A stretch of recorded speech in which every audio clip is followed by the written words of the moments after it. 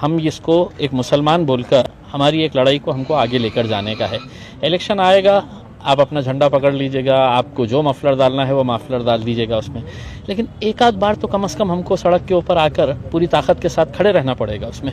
और हमको हमारे उन मराठा भाइयों से सीखना पड़ेगा। जब वो सड़क के ऊपर उतरे तो उन्होंने ये देखा नहीं कि मैं शिवसेना का हूँ या मैं भारतीय जनता पार्टी का हूँ या कांग्रेस का हूँ, उन्होंने अपने समाज के लिए एकत्र आए हैं करके। तो क्या हम एक बार नहीं आ सकते हैं उसमें? और किन मुसलमानों को सिर्फ एक खिलौना बना के रख दिया है कि इलेक्शन के वक्त में आएंगे, झोली फैलाएंगे, मुसलमानों हम सेक्युलर है, वोट दो वोट दो वोट दो करके, और बेचारा मुसलमान चले जाता है उनके बहकावे में आके। उसमें हम लोगों को बेदार करने का काम कर रहे हैं, कोशिश कर रहे हैं। नतीजे क्या होंगे उसके अंदर ये अल्लाह जानता है, लेकिन हमारे हाथ में तो कोशिश करना है। जिस तरीके से हम हर गाड़ी के ऊपर हमारा तिरंगा रहेगा। हम तिरंगा रैली नाम इसलिए दिए है कि मुल्क को आज़ाद हुए 75 साल हो गए हैं। अमृत महोत्सव मनाने के लिए मोदी साहब ने बोला है। इतना खूबसूरत मंजर, इतना खूबसूरत नज़ारा मैं आपको गारंटी के साथ बोलता हूं कि पूरे हिंदुस्तान में कभी देखा नहीं होगा। उनको भी कहा है कि एक आध बार मुसलमान बन के आओ तो सही ना।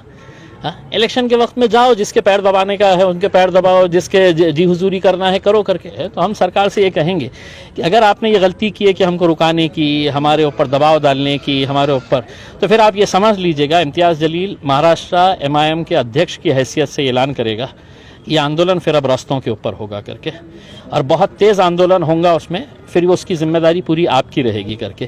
काका साहेब शिंदे मराठा समाज का, अपने समाज को रिजर्वेशन दिलाने के लिए अपनी जान दे देता है। हम कल जाते वक्त उसको भी श्रद्धांजलि देंगे, क्योंकि वो अपने समाज के लिए अपनी जान दिया है। मुसलमान सड़क के ऊपर आएगा तो उसकी जिम्मेदारी आपकी रहेगी, सरकार की रहेगी, पुलिस की रहेगी। हम साफ तरीके से बता रहे हैं। आप लोग देख रहे हैं औरंगाबाद अपडेट्स। मैं हूं अल्ताफ हुसैन। जिस तरीके से AIMIM की तरफ से एक मुस्लिम आरक्षण को लेकर बहुत बड़ा मुद्दा छेड़ दिया गया है, आने वाले कल यानी 11 तारीख को हमारे साथ इस वक्त मौजूद है MIM के खासदार इम्तियाज़ जलील जी हमारे साथ मौजूद है, महाराष्ट्र अध्यक्ष हैं। इनसे हम बात करते हैं कि क्या कल मुंबई का जिस तरीके से शेड्यूल बनाया गया है, और अब क्या सरकार से इनकी मांग है, और सरकार को क्या उस मांग को पूरी तरह ये लोग खरे उतरेंगे। इनसे बात करते हैं। सर, जिस तरीके से आपने एक ऐलान कर दिया है मुस्लिम आरक्षण को लेकर, कल आप लोग मुंबई जा रहे हैं, आपको लगता है सर आपके सक्सेस होंगे इस चीज़ को लेकर पूरी तरह? इंशाल्लाह।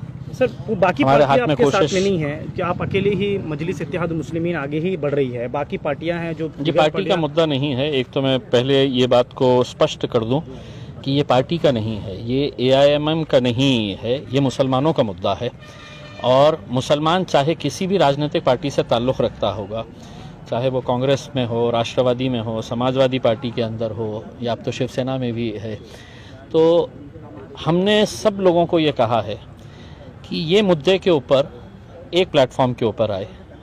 हम इसको एक मुसलमान बोलकर हमारी एक लड़ाई को हमको आगे लेकर जाने का है।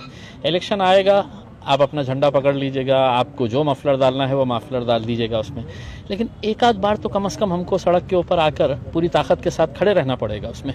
और हमको हमारे उन मराठा भाइयों से सीखना पड़ेगा। जब वो सड़क के ऊपर उतरे तो उन्होंने ये देखा नहीं कि मैं शिवसेना का हूँ या मैं भारतीय जनता पार्टी का हूँ या कांग्रेस का हूँ, उन्होंने अपने समाज के लिए एकत्र आए हैं करके। तो क्या हम एक बार नहीं आ सकते हैं उसमें? और किन मुद्दों के ऊपर आ रहे हैं? हमारा तो हाई कोर्ट ने ये कहा है कि 5% हमको मिलना चाहिए करके, उसके बावजूद भी क्यों नहीं दे रहे हैं आप? हम समझ सकते हैं कि 5 साल नहीं मिला है क्योंकि भारतीय जनता पार्टी और शिवसेना की, भारतीय जनता पार्टी मुसलमानों की तरक्की चाहती ही नहीं है, मुसलमानों की भलाई चाहती ही नहीं है, तो उनसे मांग रहे थे। अब आप सत्ता के अंदर आ गए हैं, तो सत्ता में आने के बाद है तो आप झूठे मुंह ही सही, लेकिन हमारे मुसलमानों के रिजर्वेशन के बारे में बात ही नहीं कर रहे हैं। इसमें आने वाला 10 दिन के बाद है तो अधिवेशन शुरू होने वाला है, आप लाइए बिल लेके आ जाइएगा उसमें और दे दीजिएगा उसमें, क्योंकि कोर्ट की कोई तो रुकावट ही नहीं है। दूसरा हमारा जो मुद्दा है वो 93,000 एकड़ ज़मीन कहाँ है हमारी? वक्फ बोर्ड के ऑफिस के अंदर हमको बताया जाता है कि 93,000 एकड़ ज़मीनें हैं वक्फ की करके, कहाँ पे है बताइए? किसने खाया है इसको? क्यों नहीं, मतलब उसकी देखभाल के लिए है तो लोगों को अपॉइंट किया जाता है, पैसा दिया जाता है, 23 लोग उसको देखते हैं पूरे महाराष्ट्र के अंदर। 93,000 एकड़ ज़मीन की देखभाल करने के लिए 23 लोगों का स्टाफ है।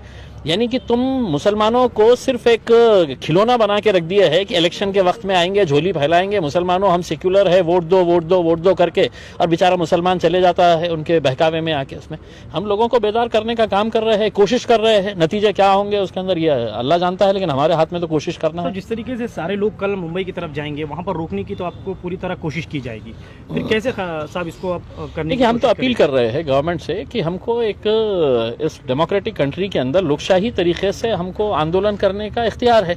और हम आंदोलन क्या कर रहे हैं? हम क्या कोई बहुत बड़ा ऐसा मोर्चा लेकर जा रहे हैं कि जहां पर हम अपने राजनीतिक पार्टी के झंडे हम उठाकर जा रहे हैं, हम नारेबाजी कर रहे हैं? नहीं, हम हर गाड़ी के ऊपर हमारा तिरंगा रहेगा। हम तिरंगा रैली नाम इसलिए दिए है कि मुल्क को आज़ाद हुए 75 साल हो गए हैं, अमृत महोत्सव मनाने के लिए मोदी साहब ने बोला है।